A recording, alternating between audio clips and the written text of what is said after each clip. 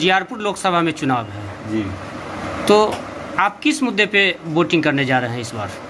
और परिवर्तन की लोकतंत्र नहीं लहर बचाना है, लोकतंत्र का ही सबसे बड़ा मुद्दा है। लोकतंत्र बचेगा तभी तो हम अधिकार मांग सकते हैं, किसी से, किसी सांसद के पास जा सकते हैं। क्या लगता है आपको कि लोकतंत्र बचेगा? जैसी स्थिति अभी कर दी है यहाँ पे मोदी सरकार ने। देखिए कि रेवती रेवन्ना वहाँ का जो है व्यक्ति एक बलात्कारी 3000 महिलाओं के साथ बलात्कार किया और आज वोट होता है 26 अप्रैल को और शाम को उस विदेश भाग जाता है, जर्मनी भाग जाता है। झूठ मूठ की अंतर्राष्ट्रीय सुरक्षा की बात करता है मोदी सरकार। एक व्यक्ति बलात्कारी देश से भाग गया और अमित शाह को कान तक रूट तक नहीं देगा कि कहाँ चला गया वो व्यक्ति। उसके लिए वोट मांगने के लिए जाते हैं जगह जगह। ये सबसे बड़ा मुद्दा है। आप जिस चीज की मांग कर रहे हैं क्या आपको मिलेगा आने वाला समय में? नहीं। आप बेरोजगारी महंगाई की बात करें, इसको हटा दीजिए। अभी तो आपको लोकतंत्र बचाना है, उसके लिए चाहे जैसे भी वोट करना हो, जिसे भी वोट करना हो उसे करना होगा, लेकिन मोदी जी के विरोध में वोट करना होगा। इस पर बात करिए आप।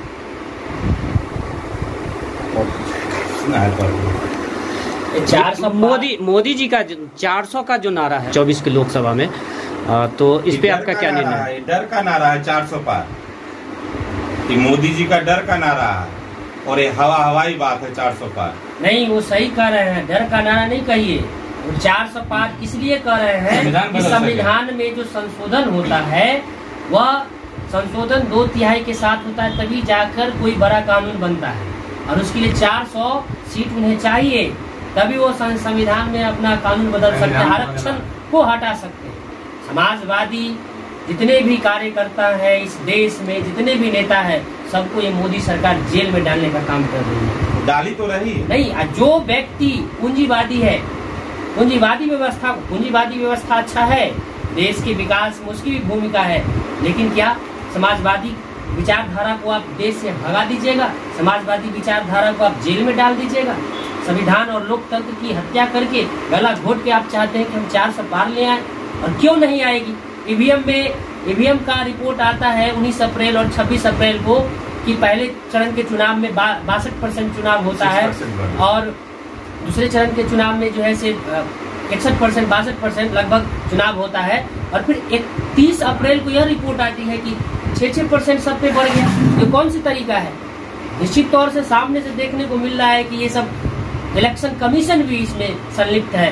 क्यों नहीं होगा? इलेक्शन कमीशन में जो कमिश्नर का जो नियुक्ति होता उसमें एक सुप्रीम कोर्ट का जज का होना जरूरी था, उस कानून को बदल दिए और खुद प्रधानमंत्री और उनके सहयोगी मंत्री और एक विपक्ष का नेता होगा। 24 घंटे में जब पूरा का पूरा वोट काउंट हो जाता है, 24 घंटे के अंदर जो है पता चल जाता है कि कितने लोगों ने 543 सीटों का उस पर जीत हासिल हो जाता है, जो जीतना होता है वो जीत जाता है। आज 12 दिन बीतने को हो, आज तक इलेक्शन कमीशन ने ये नहीं बताया कि कुल वोट कितना गिरा है। आप ही बताइए। इलेक्शन कमीशन पूरी तरह से करप्ट हो चुकी है और उसमें जो कमिश्नर को नियुक्ति किया है मोदी सरकार ने, वो भी अपने व्यक्ति को नियुक्त कर दिया है।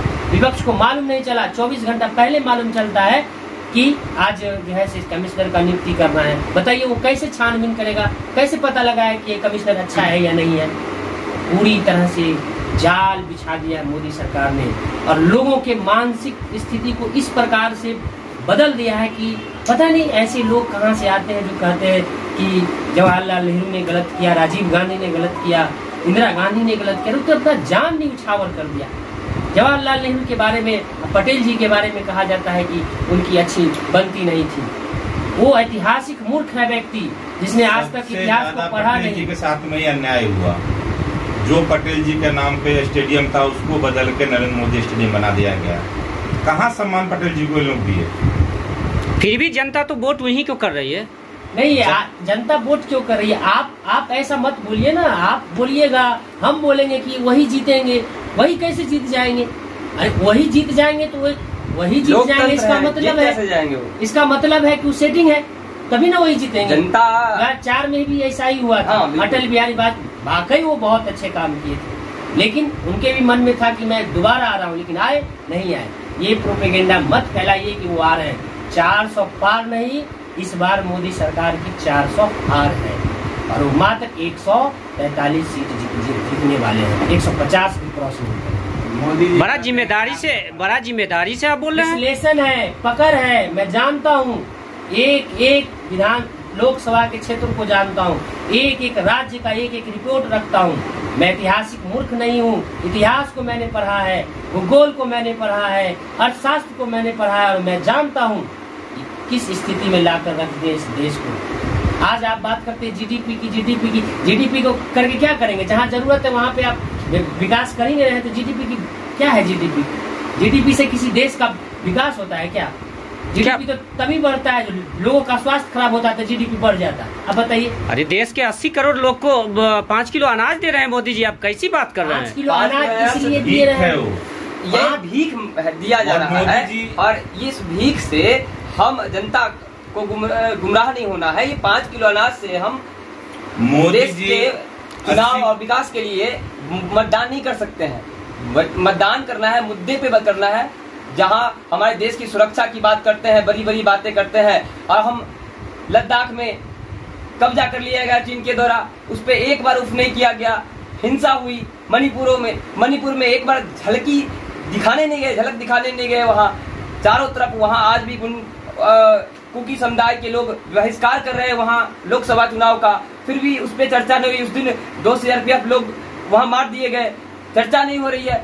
बात देश सुरक्षित नहीं है, देश को गुमराह किया जा रहा है कि सुरक्षित हाथों में है। यह तानाशाही है। जैसे सुरक्षित हाथों में कैसे है? एक बलात्कारी 3000 महिलाओं के साथ, वो भी नाबालिग से लेके वृद्ध महिला के साथ जबरदस्ती बलात्कार किया, वो व्यक्ति जैसे देश छोड़ के भाग गया। ये कैसे देश की सुरक्षा? ये तानाशाही है। ईडी लगा दीजिए, CBI लगा दीजिए, जो राजनीतिक रूप से सक्रिय है, जो अच्छा करना चाहता है, बदलाव करना चाहता है, समाजवादी है, सब पे ईडी CBI लगा के जैसे ही जबरन जेल में डाल दीजिए। वो तो कर रहे हैं कि कांग्रेस ने 70 साल में कुछ नहीं किया, हमने 10 साल में विकास का एक पढ़ा लिखा व्यक्ति, केवल एक पढ़ा लिखा नेता के बराबर बीजेपी में आज कोई भी व्यक्ति नहीं है, उसके पैर के धूल के बराबर भी नहीं पढ़ा लिखा है। अरे अटल बिहारी वाजपेयी को छोड़कर आज तक मेरे इतिहास में जहाँ तक जानता हूँ, अरुण जेटली साहब को छोड़ दीजिए, मनोहर पारिकर को छोड़ दीजिए, सुषमा स्वराज को छोड़ दीजिए, जो भी अच्छे नेता थे वो तो स्वर्ग में अभी चले गए। लेकिन ये जो लोग हैं, ये लोग कांग्रेस के एक भी नेता के पैर के धूल के बराबर भी ज्ञान नहीं रखते। लाल कृष्ण आडवाणी को साइड करके रख दिया गया, केवल उन्हें भारत रत्न दे के खुश करने की जरूरत है। बताइए, पद के लिए रंगा बिल्ला खुद ही बैठे हुए हैं। एक रंगा है कि बिल्ला है, दोनों ही फैसला लेते हैं किस लोकसभा कैंडिडेट को कहाँ रखना है, किसको बदलना है।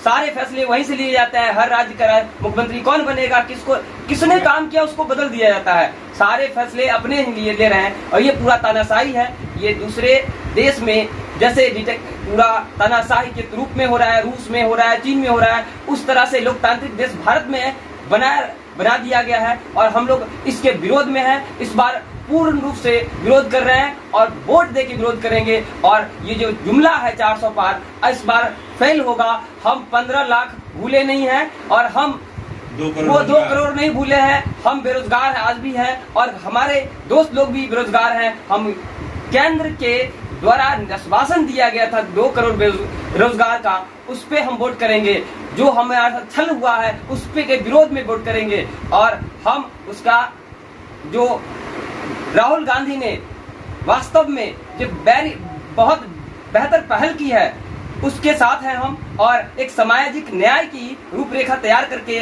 जो मैनिफेस्टो दिया है उसके साथ है हम। हम चाहते हैं कि बेरोजगारी पे बात हो, हम चाहते हैं कि मुद्दे पे बात हो, लोकतंत्र हिंदू मुस्लिम पे ना हो। लोकतंत्रिक देश है, सब मिलके रहेंगे, सब मिलके वोट करेंगे। यह मंदिर मस्जिद की बात नहीं है, हमारे देश की उन्नति की बात है। हर लोगों के युवा और हमारे समाज के प्रत्येक निचले स्तर के लोगों को न्याय की बात है। हम जिम्मेवारी से वोट करेंगे, और इस बार ये मोदी सरकार गिरेगी, निश्चित गिरेगी।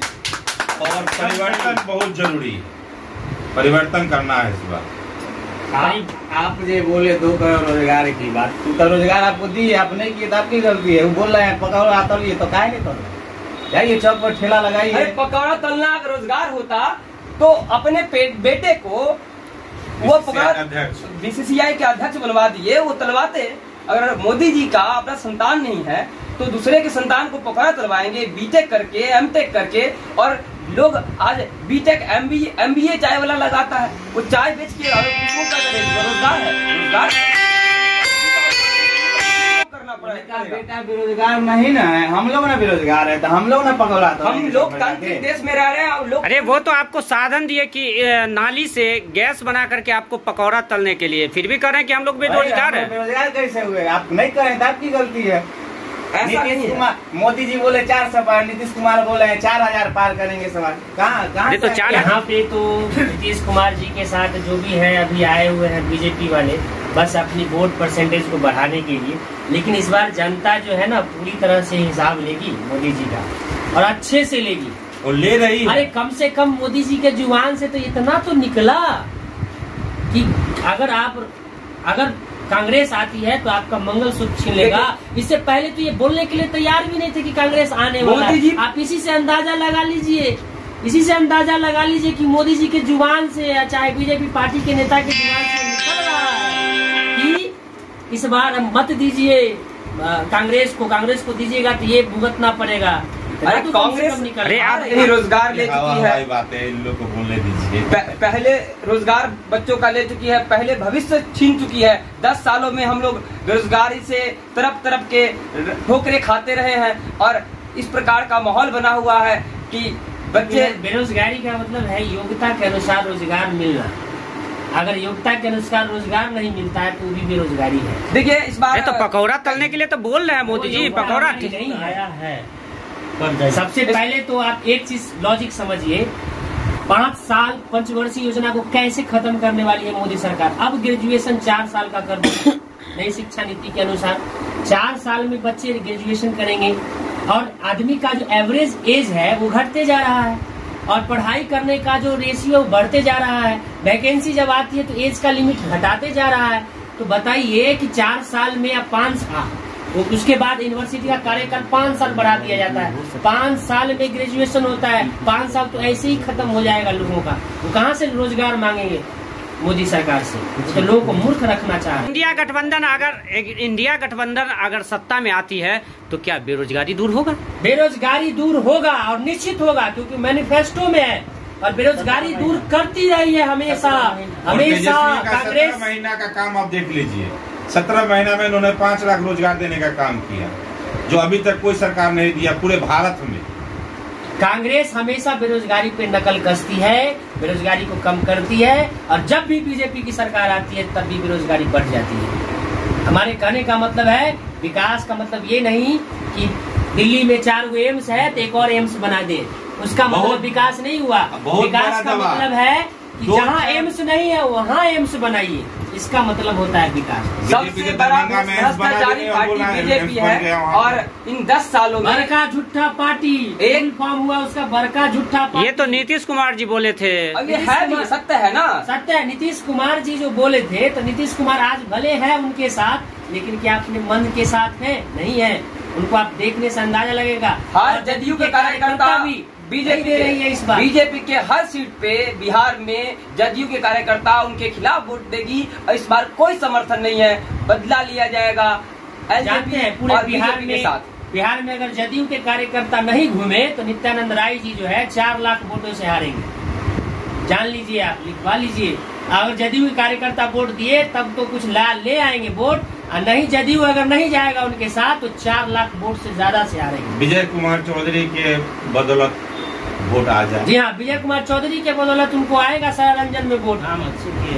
उनके जैसा काम करने वाला कोई नहीं है, लेकिन हम उनको भी वोट दे देंगे अगर वो आ जाएंगे एनडीए गठबंधन से, तो क्योंकि मुझे लोकतंत्र को बचाना है। मैं जानता हूँ कि सबसे अच्छे लीडर है, लेकिन मुझे इंडिया गठबंधन को मजबूत करना है, ना कि हमको लोकतंत्र की हत्या करने वाले को